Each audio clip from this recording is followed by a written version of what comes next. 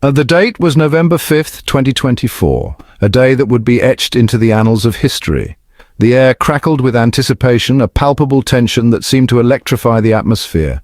A familiar figure stood beaming, bathed in the glow of victory. The crowd roared, their cheers echoing through the night. Donald J. Trump, at the age of 78, had done it again. Defying the odds, he had staged a remarkable comeback. He had reclaimed the presidency of the United States, a feat many thought impossible. It was a stunning comeback, a repudiation of the pundits and pollsters who had counted him out. The experts were left scrambling to explain how they had gotten it so wrong. His victory speech was a vintage Trump performance, filled with bravado and defiance. He praised his supporters, lambasted his opponents, and promised to make America great again. The crowd hung on his every word, their faces alight with hope and determination. Trump's return was fueled by a potent mix of anger, resentment, and nostalgia. His supporters felt a deep connection to his message. Millions of Americans felt left behind by the economic and social changes of the past few years. They yearned for stability and a return to what they perceived as better times. They longed for a simpler time, a time when America was great. Conversations in cafes and homes across the nation echoed this sentiment. Trump promised to turn back the clock, to restore America to its former glory. His slogan, "Make America Great Again," resonated deeply. His message resonated with a large swathe of the electorate, particularly white working-class voters who felt ignored by the political establishment. They saw in Trump a champion for their cause. Trump's victory was also a testament to his political skills. He had an uncanny ability to connect with people on a personal level. He was a master of connecting with voters on an emotional level, of tapping into their deepest fears and anxieties. His speeches often left his audience feeling understood and validated. He understood the power of spectacle and showmanship. His rallies were grand events filled with energy and excitement. He was a master of the media, using Twitter and other platforms to bypass traditional gatekeepers and communicate directly with his supporters.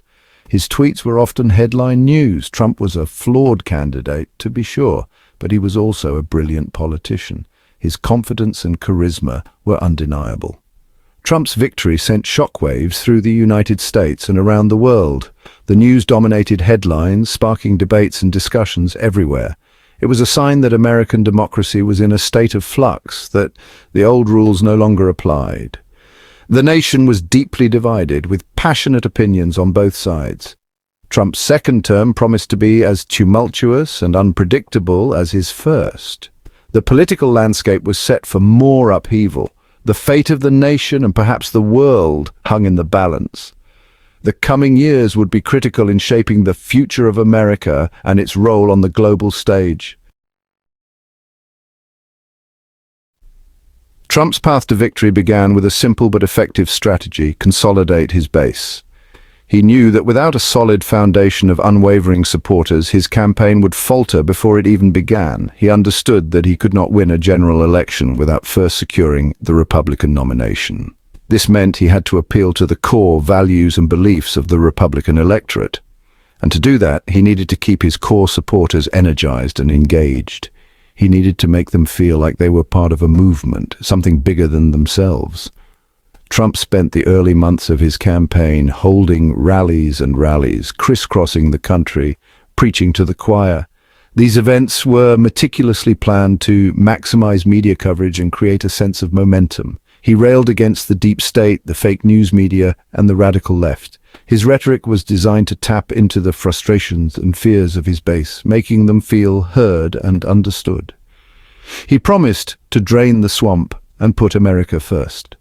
These promises were not just political slogans, they were rallying cries that resonated deeply with his supporters. His message resonated with his base, who saw him as a fighter, a truth-teller, a man who wasn't afraid to speak his mind.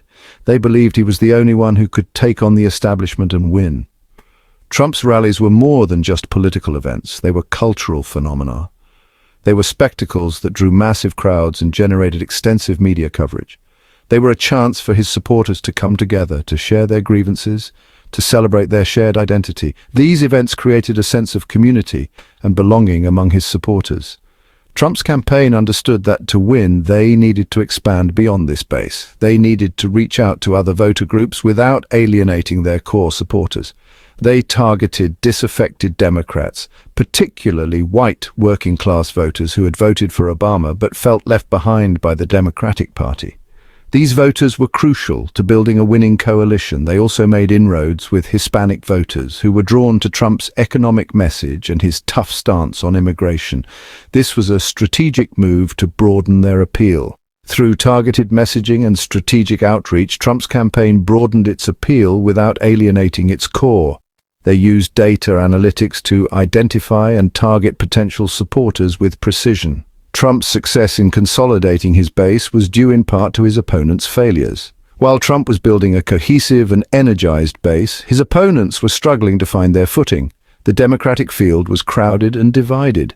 Multiple candidates were vying for the nomination, leading to infighting and a lack of clear direction. The candidates spent more time attacking each other than they did attacking Trump. This internal strife weakened their overall campaign and made it difficult for them to present a united front. By the time the Democrats finally coalesced around Joe Biden, it was too late. Trump had already solidified his base and built a significant lead. Trump had already built an insurmountable lead. His campaign's early and consistent efforts had paid off, giving him a strong position going into the general election. He entered the general election as the underdog, but he was also the frontrunner. His ability to consolidate his base and expand his appeal had set the stage for a competitive race. A key element of Trump's 2024 strategy was a calculated gamble on the gender gap, a bold move that could make or break his campaign. This gap, the persistent difference in voting patterns between men and women, had favored Democrats for decades, creating a significant challenge for Republican candidates. Trump, however, saw an opportunity to exploit it to his advantage, believing that a nuanced approach could turn the tide in his favor. His campaign recognized that while they might not win the majority of women voters, they could mitigate losses by focusing on specific segments, particularly those with concerns that aligned with Trump's platform. One tactic was appealing to suburban women concerned about crime and the economy, issues that were top of mind for many in these communities. Trump and his surrogates painted a picture of a nation spiraling into chaos under Biden, with rising crime rates and economic uncertainty, emphasizing the need for strong leadership.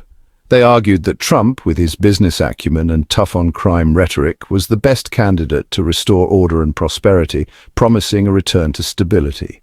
At the same time, the campaign doubled down on its appeal to male voters, particularly white working-class men who felt left behind by the current administration.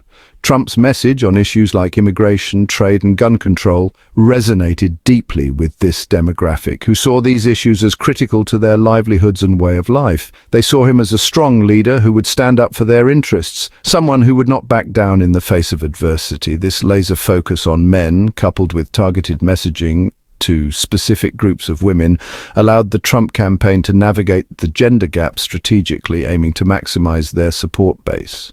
They recognized they didn't need to win over all women, just enough to secure victory, making every vote count in their quest for the White House. Section 4. Promises of a second term.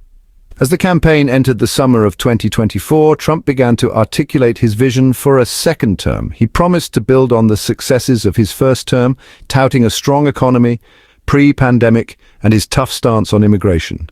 He vowed to be even bolder in his second term, promising to enact sweeping changes to healthcare, education, and immigration. Central to Trump's second-term agenda was the promise of a return to normalcy. After the tumultuous years of the Biden presidency and the ongoing COVID-19 pandemic, many Americans yearned for stability and predictability. Trump, despite his own chaotic nature, represented a return to a familiar, if not always comforting, past. His agenda, however, was light on specifics and heavy on rhetoric. He spoke in broad strokes about restoring law and order, putting America first, and making America great again. He offered few concrete policy proposals, preferring to focus on broad themes and emotional appeals. This lack of detail worried some observers who feared that a second Trump term would be even more unpredictable and potentially dangerous than his first. Section 5. The Harris Hurricane. Just as Trump seemed to be gaining momentum, the Democratic Party threw a curveball. In a surprise move, Joe Biden announced that he would not seek re-election. In his place, he endorsed his vice president, Kamala Harris, as the Democratic nominee. Harris, a charismatic and experienced politician, immediately injected new energy into the race. Harris's candidacy posed a unique challenge for Trump. She was able to mobilize the Democratic base, particularly Black and Hispanic voters, in a way that Biden could not. She also appealed to moderate and independent voters who were turned off by Trump's divisive rhetoric. Her campaign focused on issues like healthcare, climate change, and racial justice, issues that resonated with younger voters. Trump and his campaign initially struggled to find an effective line of attack against Harris. They resorted to sexist and racist tropes, attempting to paint her as angry and radical. These attacks backfired, however, energizing Harris's supporters and alienating moderate voters. The Trump campaign was forced to recalibrate, focusing instead on tying Harris to the perceived failures of the Biden administration. So hit that subscribe button, ring the bell for notifications, and let's turn the page on a new adventure together. Get ready to experience books like never before, only on VBook 360. Like, comment, and share to support the channel and keep the video magic alive. Thank you for stopping by. And remember, every video has a story, and every story deserves to be shared. See you in the next video.